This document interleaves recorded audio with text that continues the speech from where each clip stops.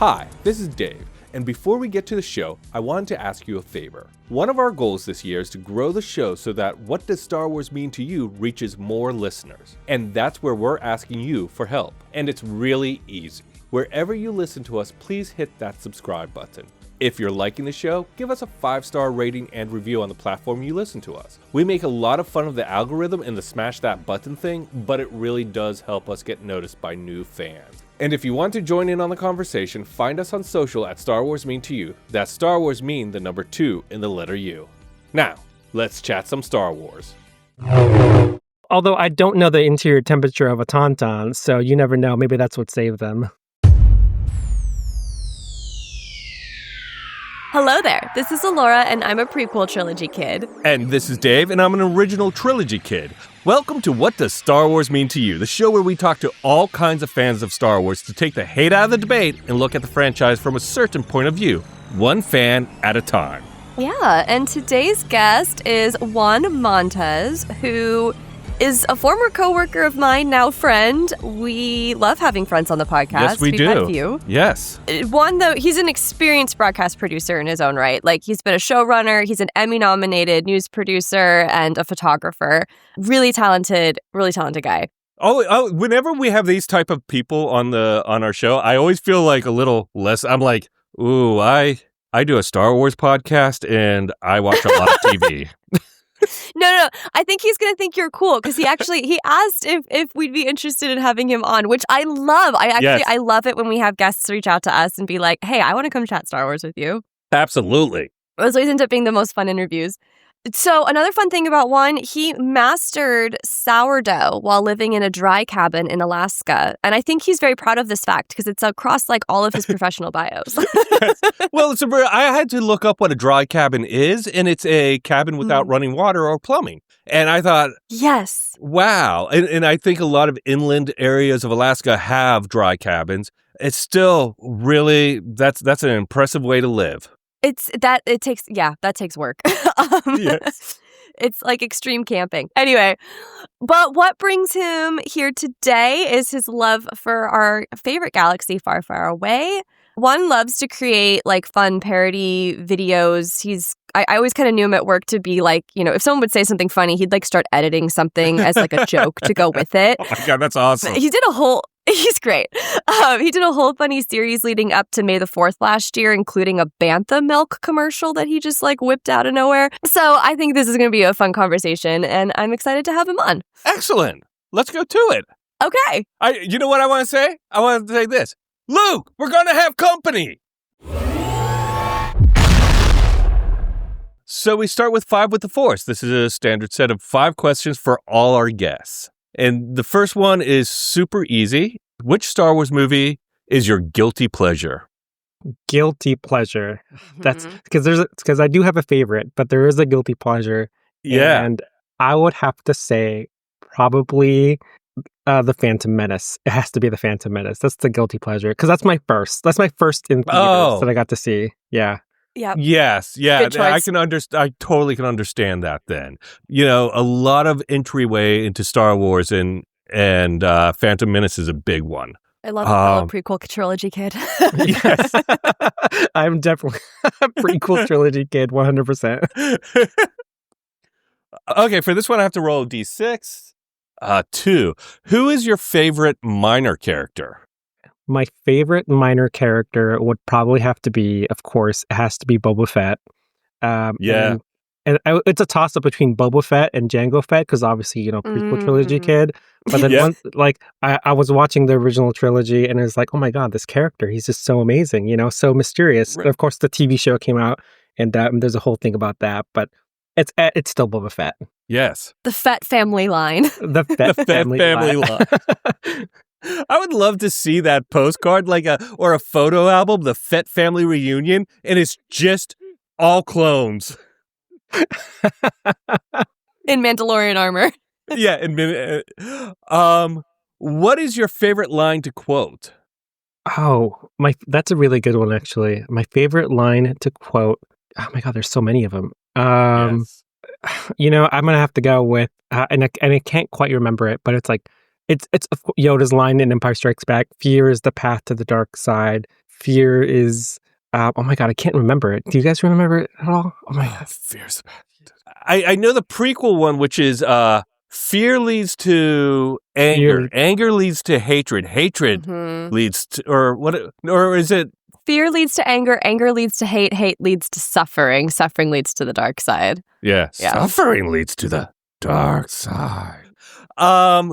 Question number 4. Besides the movies, what is your favorite Star Wars content? This could be a TV show, a comic book, a novel, a game.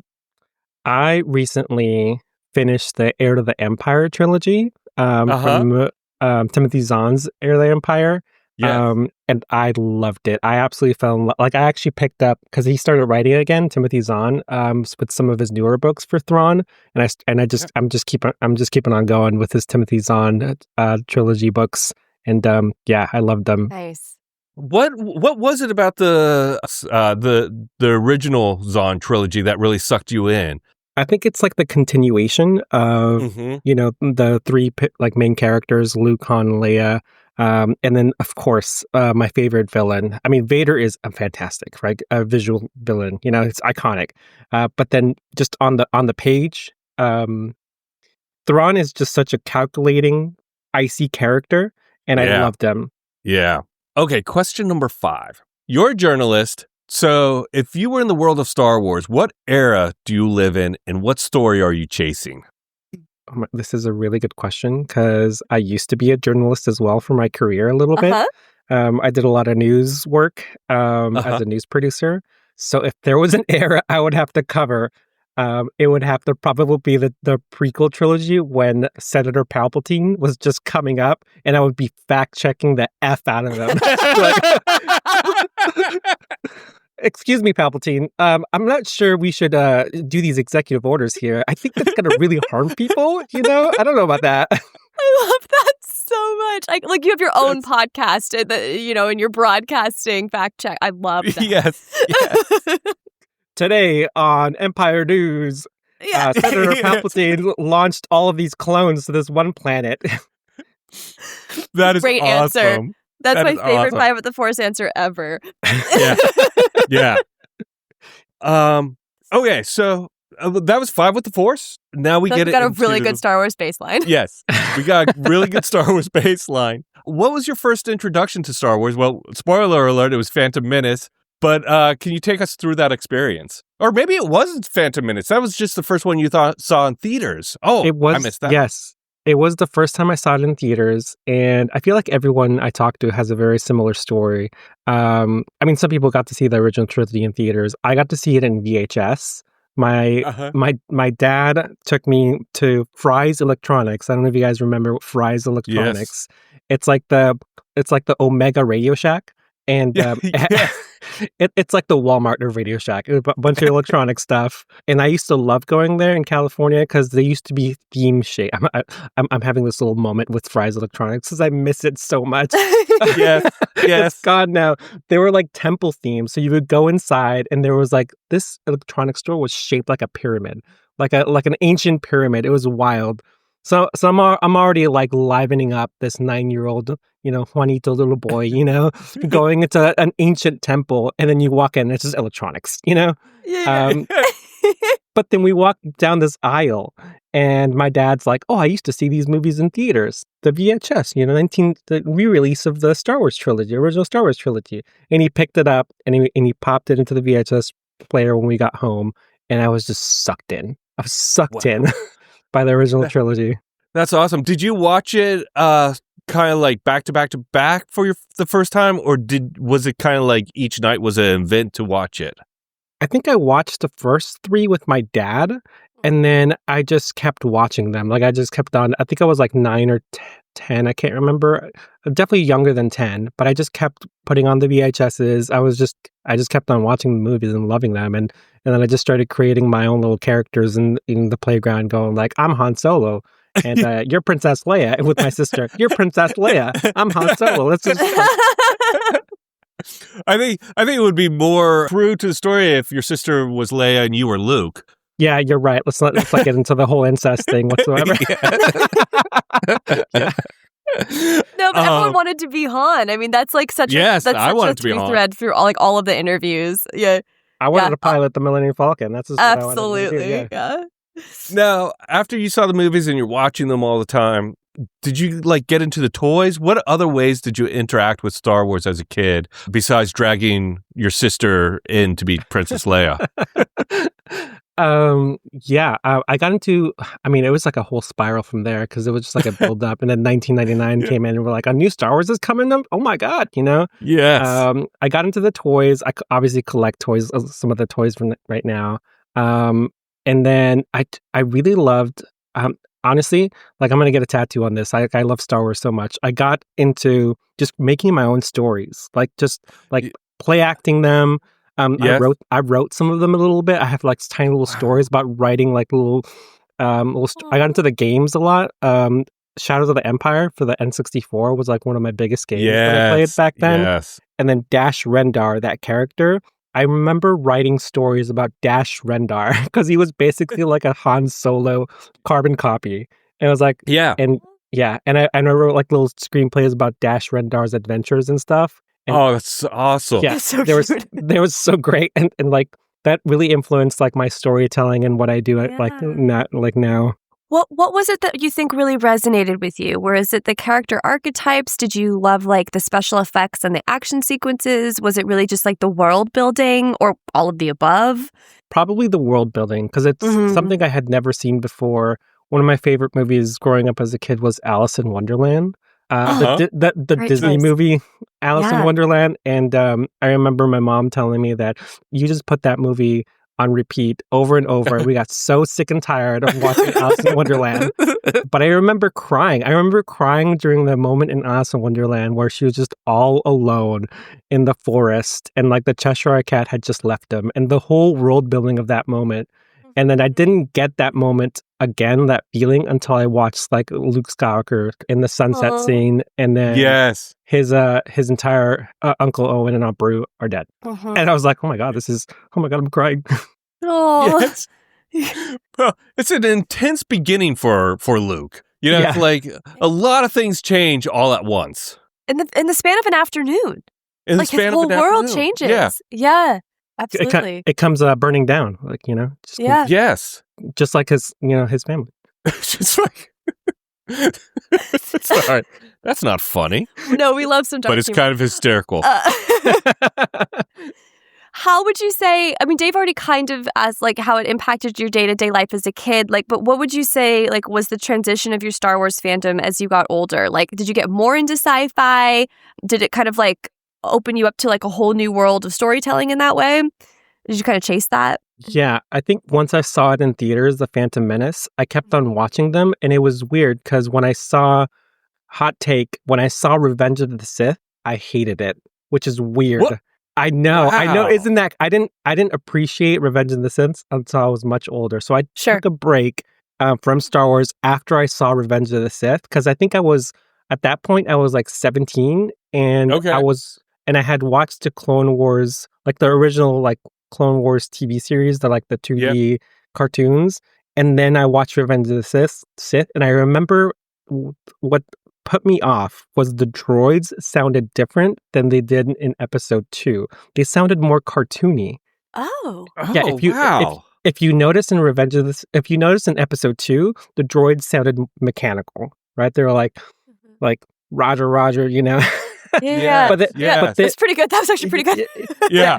And then in Revenge of the Sith, they sounded like super cartoony, like the cartoons, and that totally put me off. And I don't know, it just took me out of the entire movie entirely, and then I hated it forever. You were a producer at 17. You didn't even know it. Exactly. Yeah. And then when I came back to it, I just had a bigger appreciation for the story and like what it took. Wow. I'm going to have to go rewatch and listen to this now. I've never noticed that.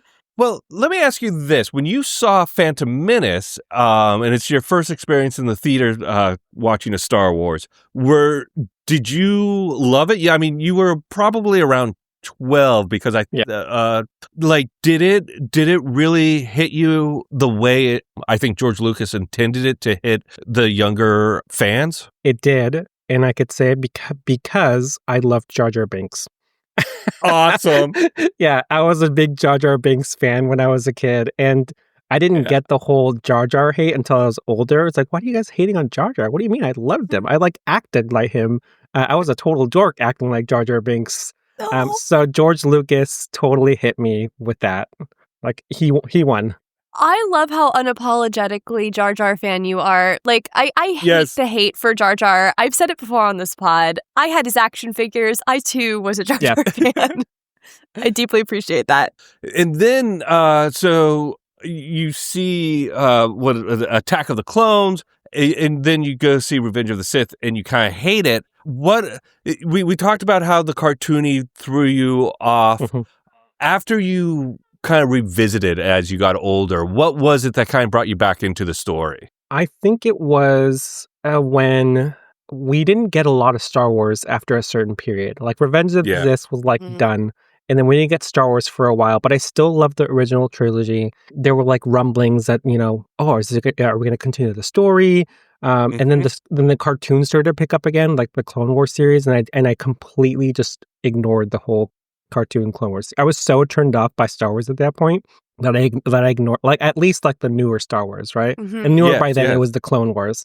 And then I picked up the Clone Wars. Like I picked up the animated series, and it was really good. And then I just started ramping up, and then I watched again Revenge of the Sith, and I just fell in love with Star Wars once again. And I fell in love with the storylines. I fell in love with the cinematography, just all of it. That's amazing. I feel as though there's something to be said about the Clone Wars kind of reigniting the love for the prequel trilogy, just because it really fills in the stories and characters throughout the seasons of the Clone Wars, so that you get a deeper appreciation by the time you get to Revenge of the Sith. And I find it fascinating because for me, as someone who didn't like the Phantom Menace when it first came out, and then was kind of against the prequels throughout, once I got into the Clone Wars, I was like, oh, this enhances the prequels so much. Mm-hmm. Sorry, a little aside on my part. Well, yeah.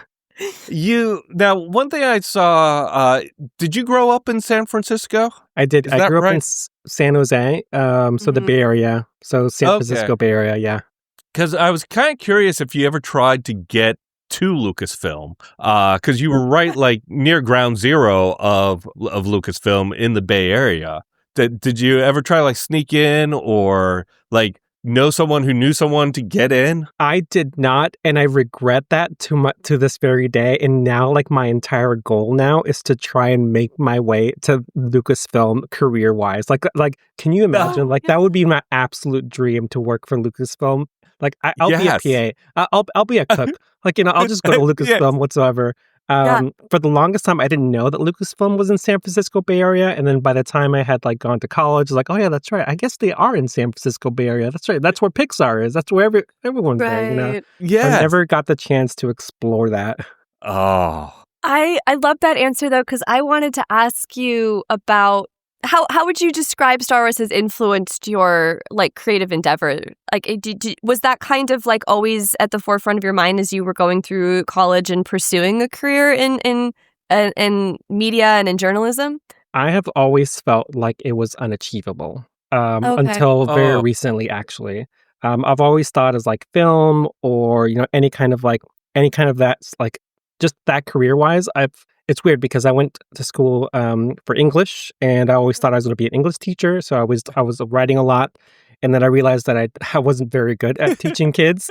So I was like, oh my God, what am I going to do? And then I started picking up cameras and all of that, and my whole love for cinematography, watching Star Wars just resurfaced a little bit as I got picked up, producing and cinematography and all of that. And honestly, my career has been like a journey for me because I started as an English teacher, writing, and then got into cinematography, and now I'm back with Star Wars and seeing like, oh my God, I could talk to directors or talk to editors and about Star Wars and editing and cinematography, and they have a love for it as well. So it's almost come full circle a little bit.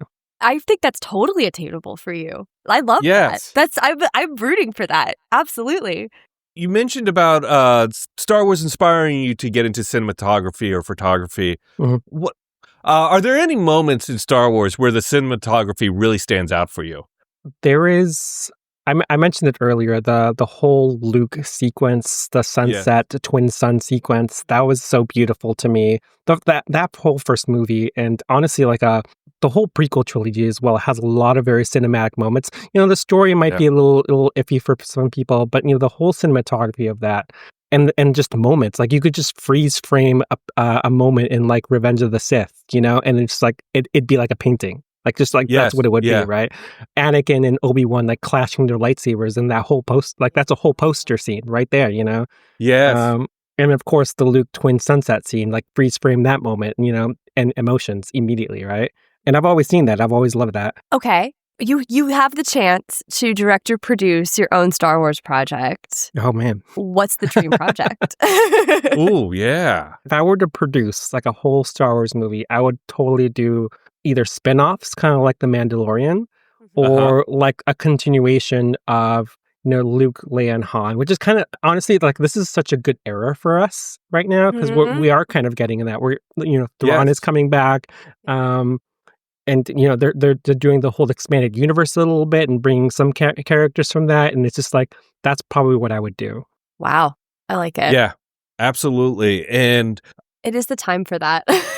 It is. I feel like we're so spoiled with Star Wars content right now. Yeah, we are. Do you have a favorite? If I had a favorite, it would probably be Ahsoka right now. I was a huge, when the cartoon Rebels came out, I was like huge into watching that.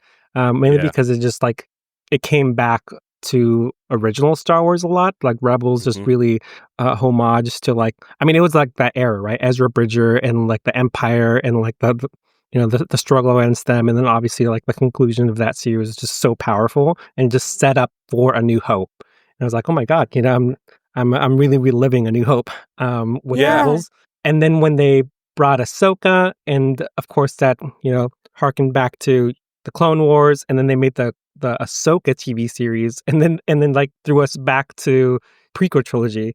Threw us back to that. It was so good. So Ahsoka, and I'm really excited for Ahsoka season 2. That's really my favorite.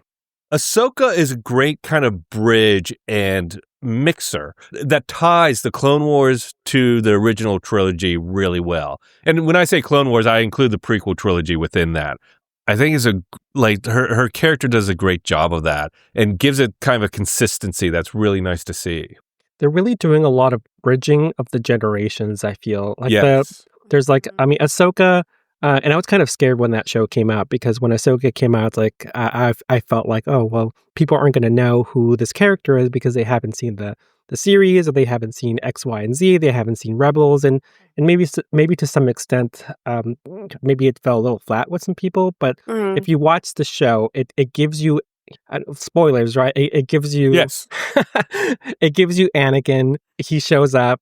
And then it's like, oh my gosh, you get a little bit of that, you get a little bit of Rebels, you get a little bit of the expanded universe with Thrawn, and if you've read the books, you get Thrawn, and you get a little bit of everything with Ahsoka, and I mean, it's a bridging of the generations a little bit. No, that's so true. With a lot of the new shows, I'm loving, there's so much nostalgia being built in, and exactly what you said, like that bridging the different kind of like trilogy era kids, bringing back Hayden, bringing back Ewan, like bringing back all of these characters that we grew up with, even just on like a page and not live action yet, or in more of a cartoon setting. Like I said, we're spoiled. Yeah, you are spoiled, because you do get that nostalgia. Like as a prequel trilogy kid, you get that nostalgia at a good time. Like I wish in the mid 90s we were getting like, oh, Harrison Ford's coming back as Han Solo, and they're going to do. No, we didn't get that. We had to wait 20 years. 40 years, 30 years, 30, something like that. Yeah. From 83 to 2014-ish, 2015. Yeah. Huh. Well, I'm switching not sure gears. I like you prequel trilogy kids.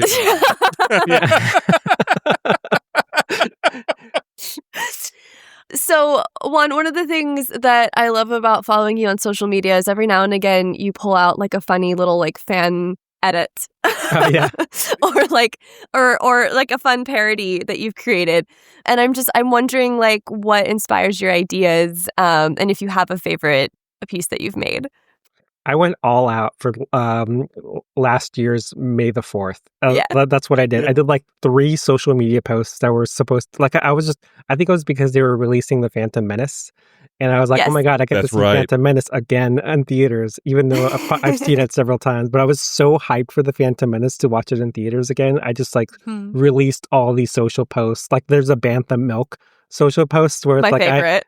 where I created like a commercial for blue milk, Bantha Milk, and it was just like a little montage of like, here, if you like blue milk, blah blah blah, and it's really funny. I created one where we were being invaded by the droid army in Seattle. Oh my God! I remember the hardest part about that was not doing green screening with like the ships, which. It was a little hard, but the hardest part was finding old footage of Seattle that was like still footage. And I was like, I just want this to look 90s, and I want to find 90s Seattle footage. And that was hard to find, actually, to like find that was royalty free as well. It was just hard.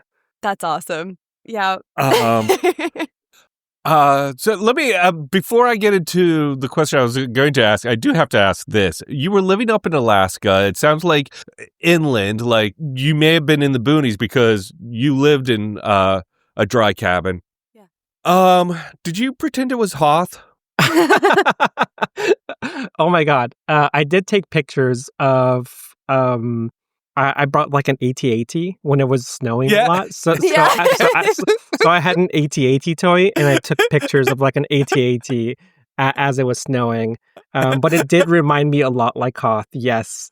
I remember when the movie Interstellar came out, and I was like, oh my God, there was like that whole snow scene or whatever. It's like, that's where I live right now. It's like below 40-degree weather.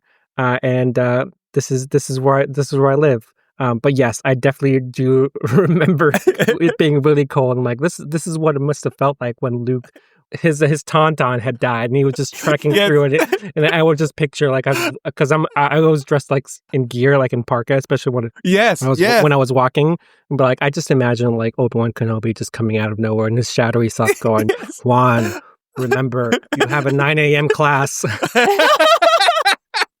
Thanks, Obi-Wan. So, with that experience, if you're actually dropped into the Star Wars universe, what survival skills would come in handy? This is what Dave was hoping to ask you.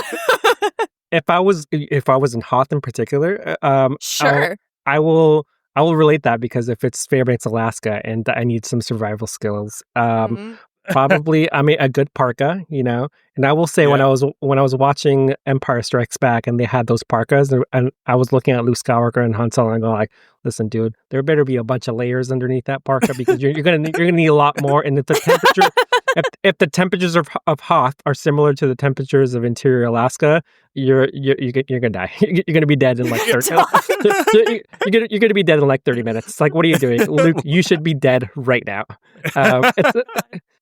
Although I don't know the interior temperature of a Tauntaun, so you never know. Maybe that's what saved them. Mm-hmm. Or the interior tech to the clothing, we never know. Maybe he had like a heated vest. Yeah. You're right. That's totally true. Maybe Luke and Han had like special clothing that heated them up inside, but it totally looks so thin from what I saw. Yeah, it highlights their characters more than keeping them warm. And the physique was much more important. Yeah, and having a big parked action figure, I think Hasbro was like, yeah, let's do something that's more actiony and less blobby. I mean, they might die, but they're gonna look badass doing it. That was, I think, the theory, right? Yeah. That's exactly. Another part of your career is being a showrunner. If you had to assign a Star Wars character to your job as a showrunner, who would thrive and who would be a total disaster? Oh my gosh, this is a really good question, actually. Who would thrive? Who would be a disaster? Well, 3PO would absolutely be a disaster, 100%. Totally. I love 3PO, but let's just say he does not. He would probably, like, my job is like high stakes, high pressure, fast moving environment. It's usually live TV, so it's like we got to make decisions within like seconds, or sometimes a minute. It's like, there's if there's a segment that's coming up and it's a minute away, and maybe the guest isn't coming, and I need to move this segment to another part of the show. It needs to happen in a minute, and I need to tell my team that's like, hey, we're bumping down this segment to a different place, right? Mm-hmm. Can you imagine C-3PO just like in that moment? No, he would freak out. Absolutely. He'd be like, "Oh, goodness gracious, they're not coming on? What do we do?" How rude. Yes. How rude. But we've scheduled the hair and makeup here to the second. Yes. How are we going to compensate? It's like, 3PO, you need to relax for a second. It's going to be okay. Oh my God. That's such a good answer. That was an amazing answer. I'm like crying. Okay, so who would excel then?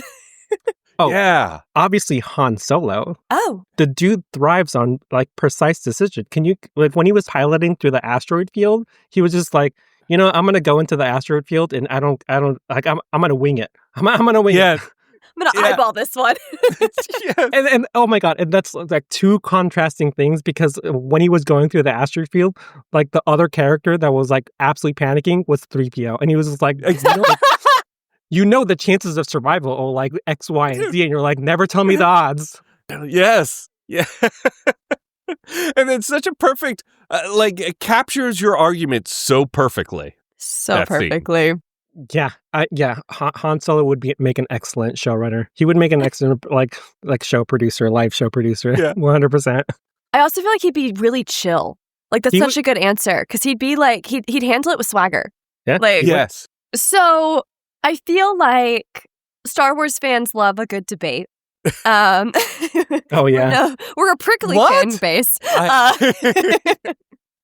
Do you have a Star Wars hill that you are willing to die on?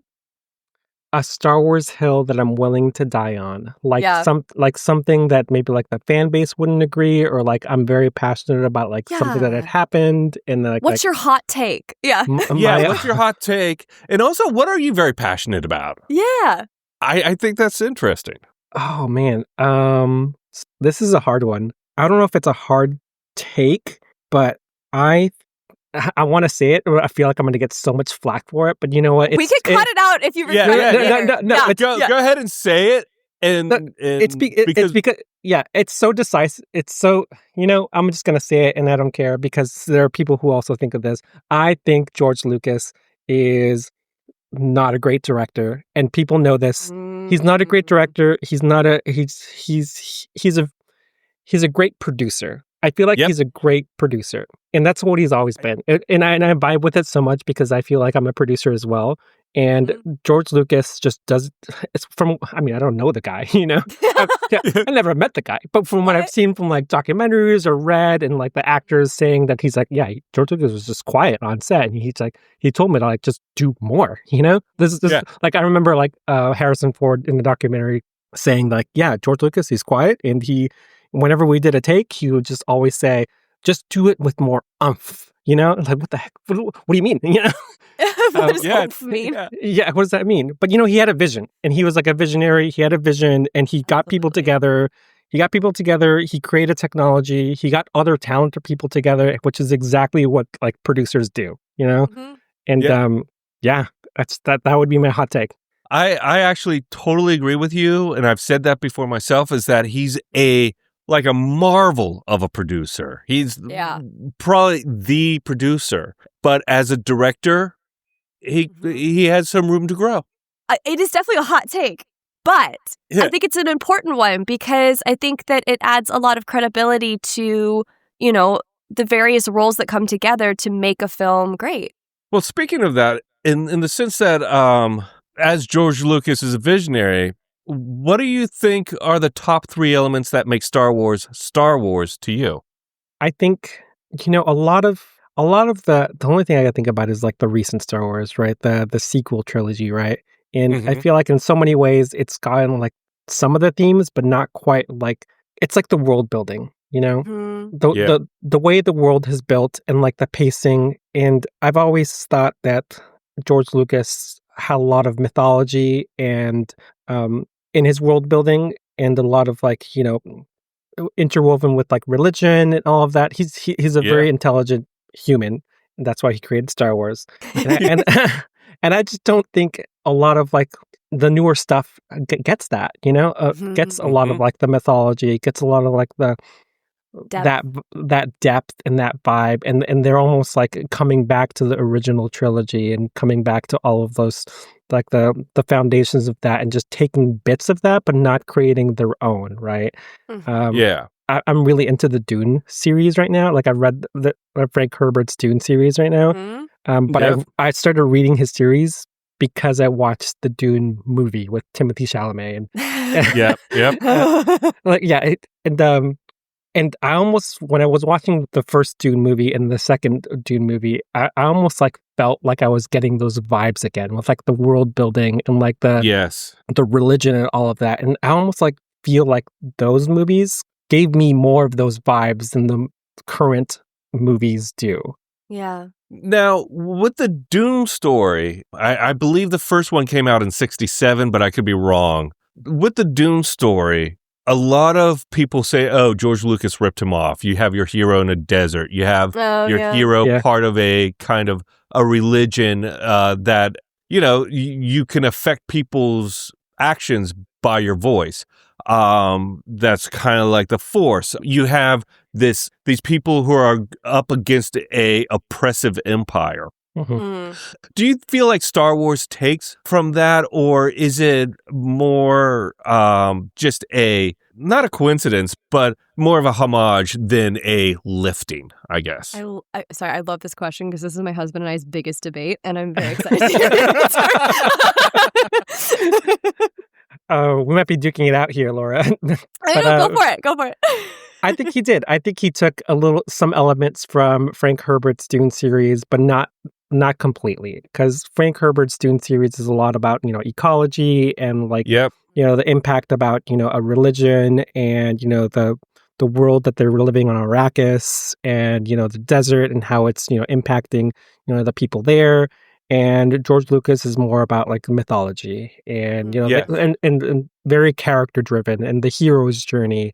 And you get that a little bit in, the Dune series, but it's really George Lucas like ramped it up in terms of like character, the hero journey, and like all of that, and the mythology of it all. Yeah. The archetypes. Yeah. I find that interesting because when you were talking about Dune the movie, that it had the vibes of Star Wars, I agree with you. I read the book first because the movies were coming out, and I knew if I saw the movies, I would not read the book. So I read the book first, and I really enjoyed it, and I thought it was saying a lot of interesting things. But when I saw the movie, I felt like the movie did lift from Star Wars in a visual storytelling sense. Maybe not in a content sense, but in a visual storytelling sense. And I thought that was an interesting kind of like full circle moment where like Dune inspired Star Wars and Star Wars, the visuals inspired Dune, the movie in 2022. Just kind of interesting.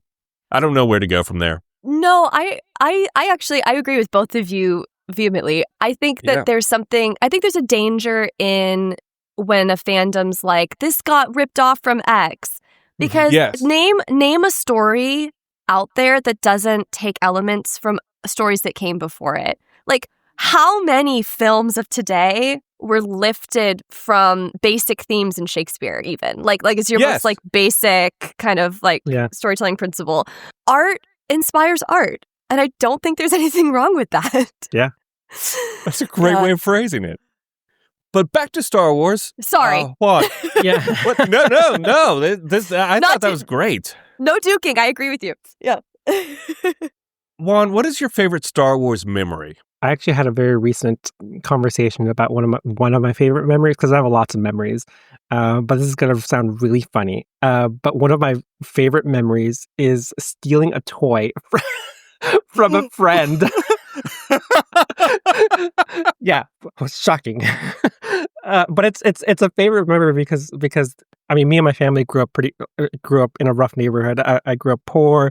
My parents come from an immigrant family, so they were always working, and I never really had access to like a lot of these toys. But I had friends who had all of the Star Wars toys, and it wasn't until my parents got a little better financially that I got to get more toys. But one of my favorite memories was there was this TIE fighter, Vader's TIE fighter, and I loved this TIE fighter so much. And And Yes. my friend had it, and I was like, can I borrow the TIE? I never gave it back. I just never I borrowed it. I never gave it back. And then eventually, like months later, my friend was like, can I have my Vader TIE Fighter back? And of course, I gave it back. It's my favorite memory only because 2 years ago, I went to the Washington Toy Convention, and I was walking around, and I was just like, oh my God, is that Darth Vader's TIE Fighter toy? And I got it, and I was like, oh my God, yes, I finally have it. And it was actually much better because I remember my friend's toy was missing like a wing. Oh God. So I got the full toy. Yes. My heart is like so full from that story, actually. That's so cute.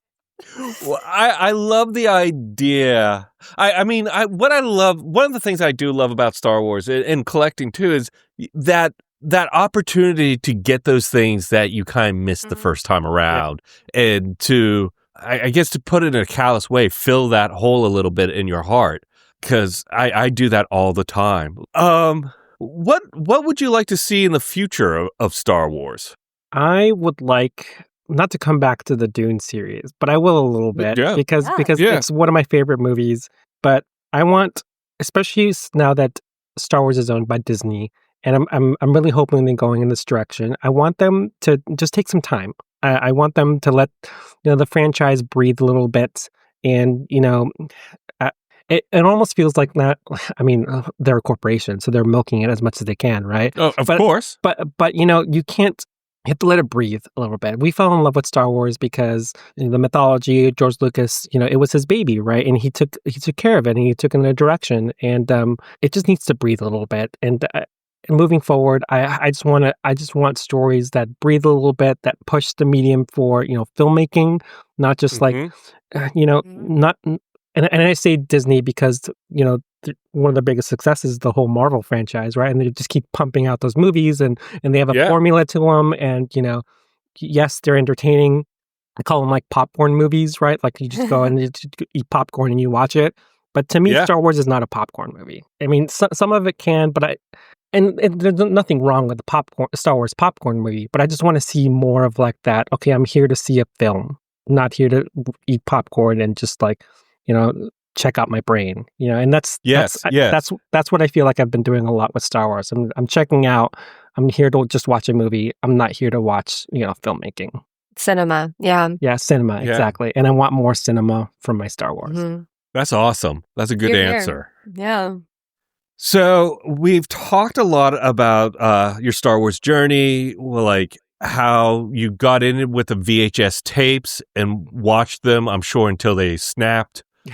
How you saw Phantom Menace and it's like your guilty pleasure movie now, and I totally understand that. And then getting into the Timothy Zahn novels, spending your own time on Hoth.